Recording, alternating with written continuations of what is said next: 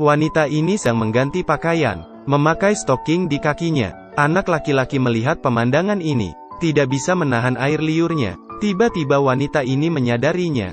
Anak itu kaget dan kabur. Namun pesona wanita itu terus membayang di kepalanya.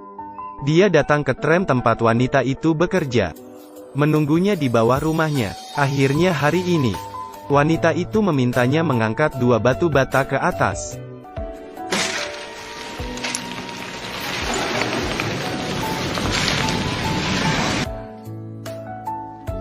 Wanita itu tidak tahan melihat wajah anak itu seperti kucing. Dia meminta anak itu membuka bajunya, membersihkan tubuhnya sebelum pulang. Dia juga memintanya jangan khawatir, dia tidak akan mengintipnya.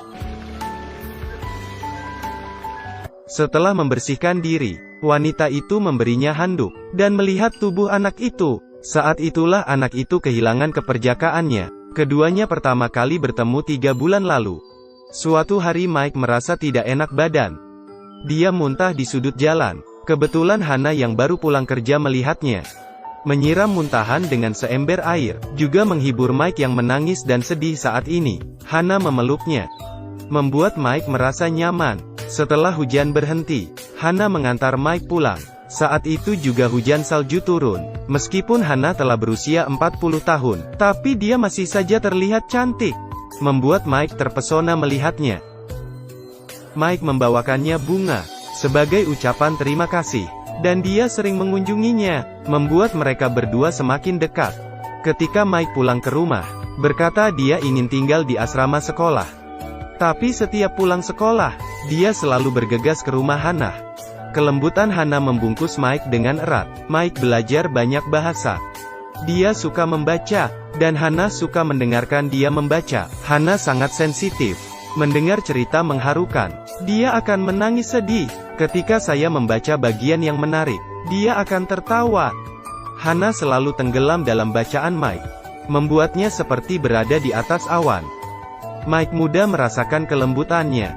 Dia merencanakan perjalanan bersama dengan wanita yang dia cintai. Melihat pemandangan di sepanjang jalan, matanya penuh senyuman. Mereka datang ke sebuah restoran. Hana melihat menu tetapi tampak malu. Dia kemudian meminta Mike membantunya memesan makanan, dan Mike saat itu tidak merasakan keanehan Hana. Anak remaja dan seorang wanita 40 tahun berkencan, dikira ibu dan anak. Namun kemudian, cinta Mike untuk Hana selalu ditunjukkan kepada orang. Saat melewati gereja, Hana mendengar nyanyian anak-anak. Dia terharu sampai meneteskan air mata. Mike berdiri di depan pintu melihat Hana menulis puisi tentang dia. Mike sama seperti biasanya, langsung pergi ke rumah Hana sepulang sekolah, membaca buku favoritnya, nikmati kebersamaan mereka berdua. Hari ini ketika pulang kerja, Hana dipanggil oleh atasannya. Karena kinerja di tempat kerja, dia mendapatkan promosi pekerjaan. Tapi menghadapi promosi ini, Hana sepertinya tidak senang. Mike lagi-lagi menolak undangan temannya. Temannya membuatkan pesta untuknya, dan dia lebih memilih pergi ke rumah Hana. Namun hari itu Hana sedang tidak mood. Keduanya pun bertengkar. Mike merasa Hana tidak pernah memikirkannya. Dia bahkan tidak tahu ini hari ulang tahun Mike. Setelah Hana mendengarnya, dia tidak merespon, mengambil sebuah buku, dan meminta Mike membacanya. Setelah terakhir kali bersenang-senang, Hana membawa koper dan pergi. Saat Mike kembali mencarinya, rumah itu sudah kosong, tidak ada siapapun di dalam. Mike berbaring di kasur. Cinta mereka akhirnya berakhir seperti ini. 8 tahun kemudian, Mike pergi ke sekolah hukum, memulai hidup baru, dan dia tidak pernah berpikir akan melihat Hana dalam keadaan seperti ini. Pada hari ini, dosen membawa siswa ke pengadilan. Sebuah nama yang familiar memasuki telinga Mike. My name is Hannah Schmitz. Mike mendongak tak percaya. Di depannya adalah wanita yang selalu dia rindukan. Wanita itu berdiri di hadapan hakim. Yang menggugat kasus ini adalah ibu dan putrinya yang selamat dari kejadian itu. Dia menggugat 6 orang penjaga, dan Hana adalah salah satunya. 12 tahun yang lalu, Hana baru saja melihat perekrutan dan menerima pekerjaan ini. Ketika giliran dia menjaga, setiap hari, 10 orang dipilih untuk dieksekusi. Tapi menurut Hana, itu adalah tugasnya sebagai penjaga, mengeksekusi mereka. Sehingga memberikan ruang kosong untuk tahanan yang baru. Mengingat ini, Hana tidak menutupinya. Bahkan bertanya pada hakim. Well, what would you have done?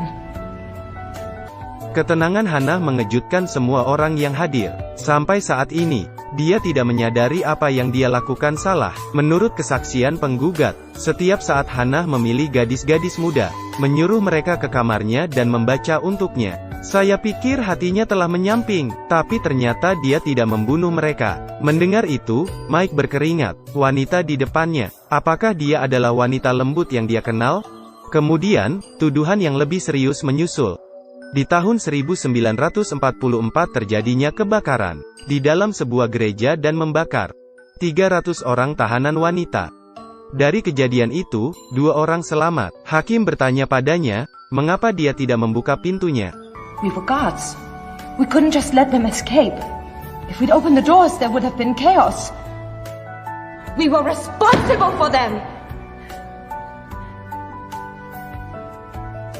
Dan 5 terdakwa lainnya mengatakan kalau Hana adalah ketua mereka. Ini adalah laporan yang telah dia rencanakan. Mereka mencoba menyalahkannya. Menghadapi tuduhan itu, Hana mengakuinya. Tapi dia tidak mengakui. Dia melakukan pembelaan. Hakim pun memutuskan meletakkan pena dan kertas di depannya. Asalkan dia bisa menuliskan namanya. Ini dapat membersihkan tuduhannya. Namun Hana berkata, There's no need. I wrote the report. Saat itu juga akhirnya Mike mengerti. Dia ingat bahwa Hana tidak pernah membaca sendiri. Dia tidak pernah melihat buku Mike. Ketakutan ketika melihat menu makanan. Ternyata Hana buta huruf. Dia tidak mengenal huruf. Tapi dia malu mengakuinya di depan semua orang. Hanya bisa menerima kesalahan yang tidak dia buat. Mike, satu-satunya yang tahu kebenarannya. Sebagai seorang pengacara, dia harus mengatakan yang sebenarnya. Jika dia bersaksi mungkin keputusan akan berubah.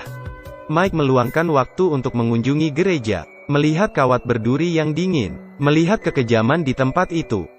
Dia akhirnya memilih untuk tetap diam, dan menghargai keputusan Hana.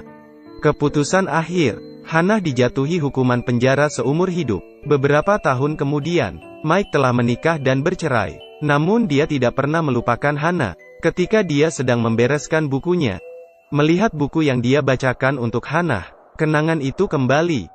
Tak lama kemudian, Hana menerima sebuah paket, yang berisi tape recorder dan beberapa kaset. Hana dengan ragu menekan tombol putar. Suara yang familiar itu membuat Hana sangat bersemangat. The Odyssey by Homer.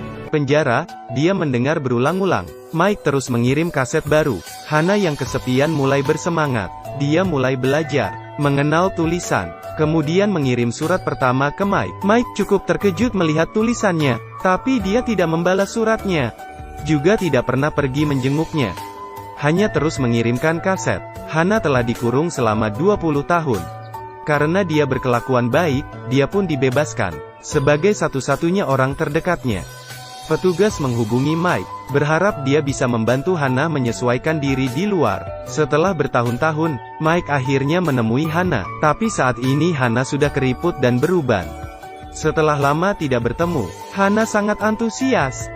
Dia mengulurkan tangannya, tapi Mike menarik tangannya. Keinginan di mata Hana meredup seketika. Meskipun Hana telah belajar banyak, namun dia tidak belajar merenungkan masa lalunya. Mike belum bisa melupakan apa yang dia lakukan. Hana juga mengerti maksud Mike. Di hari dia akan bebas, Hana menaruh buku tebal di mejanya, dan mengakhiri hidupnya. Dia meninggalkan sebuah surat dan sebuah kotak teh. Kotak itu berisi semua tabungannya. Dia ingin menyerahkan uang itu kepada wanita yang selamat. Mike menyampaikan permintaan terakhir Hana kepada wanita itu. Tapi wanita itu hanya menyimpan kotak teh itu, dan menyumbangkan uangnya ke sebuah organisasi, berharap dunia tidak mengetahui apa yang dia lakukan. Tapi dia tidak punya hak, mewakili semua orang memaafkan Hana. Begitu juga dengan kita, yang tidak hidup di era itu. Tidak bisa memaafkannya, mengingatnya sebagai sejarah. Film ini tidak hanya menunjukkan kompleksitas sifat manusia, juga membuat kita berpikir, masa lalu adalah masa lalu. Tapi masa lalu bisa membangunkan dunia saat ini.